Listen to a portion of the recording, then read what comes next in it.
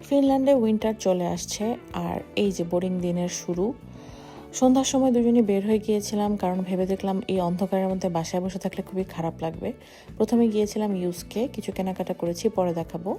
এরপরে চলে গিয়েছিলাম H&M হোমে। H&M হোমে গেলে সবসময় আমার মনটা খুব ভালো হয়ে যায়, কারণ ওদের সব জিনিসপত্রই খুবই ক্রিয়েটিভ। ক্রোকারিজ থেকে শুরু করে হোম ডেকোরের জিনিসপত্র খুবই ভালো লাগে। এই যেমন এই প্লেটটা, এটার মধ্যে সালাদ দিলে কত ভালো লাগবে। আর এই যে প্লেটটা কত কিউট। সব কিছু দেখে শুনে আজকে কিছু কেন জানি কিনতে ইচ্ছা হলো না। দুইজন হাঁটতে হাঁটতে দেখলাম একটা DIY ফোন কেস। জিনিসটা ইন্টারেস্টিং লাগলো, পরে আবার মনে হলো কেমন জানি একটু বাচ্চা বাচ্চা, পরে সরে গেলাম। খেতে চলে গেলাম। এই লেমন সোডাটা নিয়েছিলাম আর একটা ইটালিয়ান পিৎজা স্টোর থেকে একটা পিৎজা নিয়েছি। পিৎজা হতে হতে মাঝখানে আমি আমার সমুচাও কিনে এনেছি। পিৎজাটা একটু ডিফারেন্ট ছিল। ফিনল্যান্ডের সব পিৎজাই তো একটু বেশি সাদামাটা থাকে, বাট এটা মজা আছে, একটু ডিফারেন্ট। চিজটা খুব মজা ছিল।